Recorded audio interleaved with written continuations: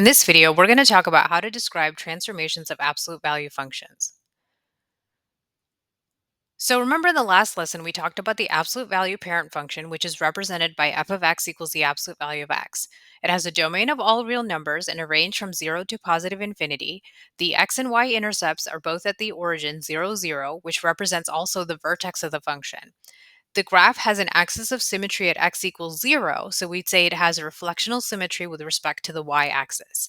Notice that a lot of the key features of absolute value functions are very similar to quadratics. So since we have this parent function, f of x equals the absolute value of x, we can think about every single other absolute value function we talk about as a transformation of this original function. The transformed functions will all have the form a times the absolute value of bx minus h plus k, and a, b, h, and k are constants. What we can do is study the value of a, b, h, and k and use that to determine how the graph has been transformed from the original parent function. So, as we talk about transformations, we'll see that there are three types that we'll discuss. The first is translation, which means we will be moving the graph left or right, or up or down on our coordinate grid. Reflections will occur across the y axis or across the x axis, and we'll have stretches and compressions that make our graph either narrower or wider. You'll see these notes in your study guide that'll help you identify how the values of a, b, h, and k will transform your function. So you don't have to memorize this information. You'll have a study guide for every group of functions that we study. And I like to use this version because it's color coded and it shows me how a, b, h, and k will affect our function. And we'll use this as we work through some example problems today. If you don't like this one, there's also a flow chart like this in your study guide that shows you how to figure out how the transformed value is affecting your function. And there's also a table right here that outlines everything. Okay, but I just want to point out that this is in the study guide that's in your notes for this lesson. Okay, so let's look at some examples. So here it says describe the transformations that occur when the function f of x equals the absolute value of x is transformed to g of x equals the absolute value of x plus 3. So what I like to do whenever I'm solving these problems is I highlight what changed from the parent function. Okay, so here you can see that's a plus 3. So I need to figure out whether that plus 3 is a, b, h, or k. Well, it's inside the absolute value and it's being added, so that's going to be a value of h, right? Because h is what's being added or subtracted. Notice in my notes it says that it's a horizontal shift left when I have an x plus h, right? So here I have an x plus 3, so that's going to be a shift left 3 units. Okay. But I want you to know that whenever you're doing transformations, you have a way to check if every single one of your answers is correct. All you need to do is go over here to Desmos and you're going to type the absolute value parent function. Okay. And if you need to get the absolute value, remember you can do the keypad and see right here has the absolute value and then type X.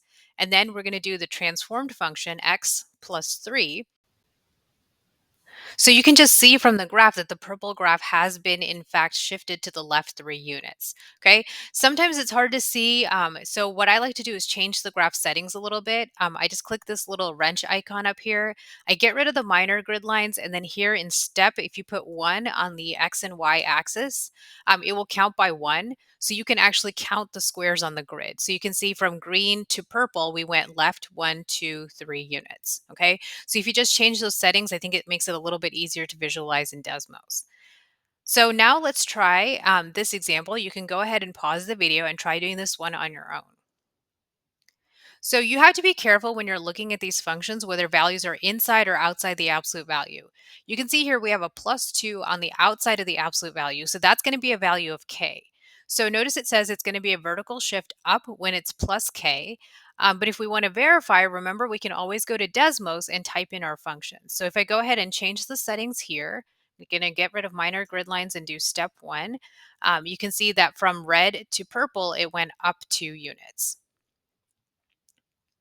So now let's describe the transformation that occur when the function f of x equals the absolute value of x is transformed to g of x equals the absolute value of x minus 2 plus 1.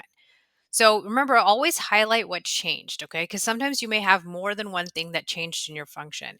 So I have a minus 2 on the inside, so that's going to be one of my x minus h situations, right? So I'm going to say, well, the effect from my chart of x minus 2 is that it's going to go right 2 units.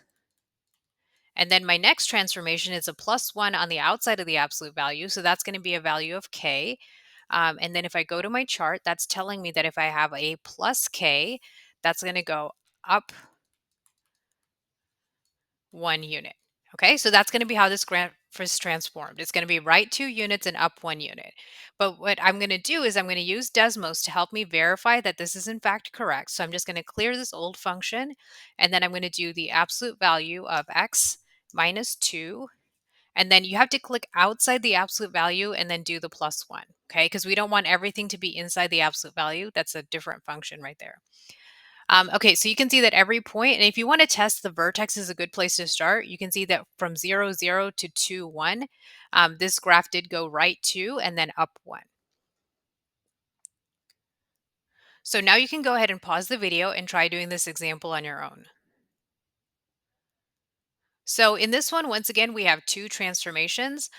We have a +4 on the inside, and then we have a -3 on the outside. So you can see the effect of the +4. That's one of those x plus h situations that we have. So that's going to go to the left 4 units. The -3 on the outside means the graph goes down 3 units because that's a value of k.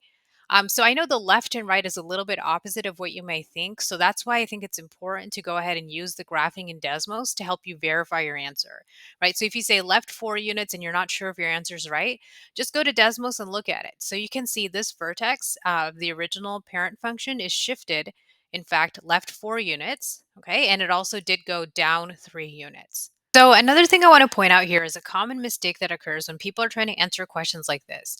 It says describe the transformations that occur when the function f of x equals the absolute value of x is transformed to g of x equals -2 times the absolute value of x. So a lot of times people will look at that and say, okay, well, I have a -2 in front. Okay. The -2 represents A. And then, well, my chart tells me that the -2 is less than 1. So that means it's a vertical compression. Okay. That's a common mistake because what I want you to notice in the chart, it says the absolute value of A. Okay. So for a stretch or compression, we're looking at the absolute value of A. So if we look at the absolute value of -2, well, the absolute value of -2 is equal to 2, and 2 is in fact bigger than 1, so this will be a vertical stretch. So then you may be wondering, well, what about the negative? Well, what the negative does is it reflects it over the x-axis, okay? So like, let me show you what this looks like when we type it in Desmos, right? You can always use Desmos to help you verify your answer. So if we do -2 times the absolute value of x, see that graph is in fact vertically stretched because it's a taller graph. But what happened is it got reflected over the x-axis. Okay, so I want you to be careful on that when you have negative values of a, especially if that's a number that's bigger than 1. Make sure that you're noticing that it's a vertical stretch and a reflection, and that it's not a vertical compression. Now you can go ahead and pause the video and try doing this example on your own. So in this problem, we were analyzing what happens when f of x equals the absolute value of x is transformed to -1/2 times the absolute value of x plus 1 plus 6. So we can see here we have a lot of different transformations going on. So first of all, we have the -1/2, right? So that's in front. So that's going to represent a value of a. And this is where we have to think a little bit, okay? So let's think about the absolute value of -1/2. Well, the absolute value of -1/2 is 1/2, right? So if we take the absolute value of this, that's equal to 1/2. Well, 1/2 is between 0 and 1. So that's why we know that this is a vertical compression. Okay, so that's going to be a vertical compression. And then also, since it's negative, right, a is also less than 0, that's going to be a reflection over the x axis.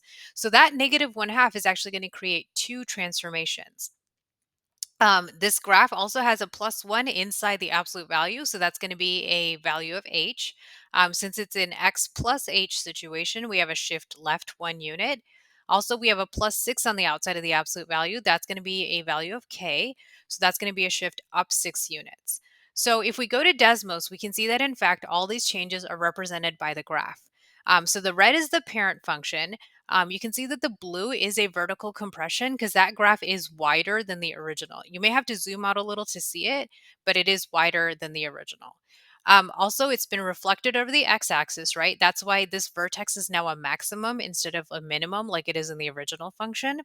Also, you can see that the vertex has been shifted left 1 unit and also been moved up 6 units. Okay, so like 3 different transformations going on in this graph. So now let's try a different type of example. What if it just describes the transformations and then it asks us to write the equation?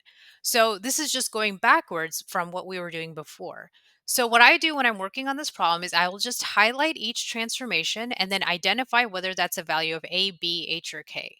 So here it tells me left one, right? So I know that if I'm going left or right, that's going to be a value of H, right? So I'm going to have left one, so left means x plus h, right? So I just get this directly from my chart right here. Also, I have a shift down 3. Okay, so here it tells me that down is a minus k, right? So I'm going to have a minus k, and then I just go ahead and identify that, right? So my x plus h is going to be x plus 1. And then my minus k is going to be a minus 3. So all I need to do now is write my new absolute value function and put all these values in the right place. So I have g of x equals the absolute value. And then inside I'm going to put x plus 1. And then I have my minus 3, which goes on the outside. Okay, so remember you have to put the values in numerically correctly, and you also have to put them in the correct place, okay, depending on whether they're A, B, H, or K. So this is now the transformed function. But remember, you can always verify by going to Desmos, okay? I'm going to type in the new function, the absolute value of x plus 1, and then put the minus 3 on the outside. And you can just see that this graph has been, in fact, shifted to the left 1 and down 3 units. Okay, so always make sure that you're using Desmos to check your answers. So now let's try this one. So here I have a couple different transformations. It says the absolute value of x is reflected over the x-axis, vertically compressed by a factor of 1/2. Okay, so reflected over the x-axis. Okay, I go to my chart and I say, well, what do I do reflected over the x-axis? So that means a is less than 0. Okay, so this means that I'm going to have to change a to be a negative value. And then it says vertically compressed by a factor of 1/2. Okay, my vertical compression is also going to be a value of a, right? So that's going to be a is 1/2. So I have my a transformations that are described in the problem. So I'm going to make it negative, and I'm also going to make it 1/2. Okay, so the new transformed function g of x is going to be negative 1/2 times the absolute value of x. Okay, so you see, you only add in a, b, h, or k depending on the transformation you have. So here I only needed to add an a. I don't have any other constants added in because I don't have any other transformations. So once again, I'm just going to be very careful about always checking my work in Desmos so I can make sure I get it right. So I'm going to do negative 1/2 absolute value of x. And you can see that, in fact, this new graph has been reflected over the x-axis and it's vertically compressed, which is why it's wider than the original graph. So now you can go ahead and pause the video and try doing this example on your own. So here it tells us a few different transformations. It says the graph has been vertically stretched by 2 and shifted down 1 unit. So a vertical stretch by 2 means that we have a value of a, right? Because it says if the absolute value of a is bigger than 1, we have a vertical stretch. Shifted down 1 unit, okay, that's going to be a minus k. So we need to make sure that we have a minus k in our equation here. So we have g of x equals 2, right? Because the a goes on the outside, absolute value of x, and then that minus 1 will go on the outside. You can see that if we graph the original function and the transformation, you can see that this is vertically stretched, which is why the graph is narrower. And also the vertex has been shifted down 1 unit. So remember, absolute value functions all have equations of the form y equals a times the absolute value of bx minus h plus k. We can determine how the graph of the function has been transformed from the parent function f of x equals the absolute value of x by looking at the values of a, b, h, and k.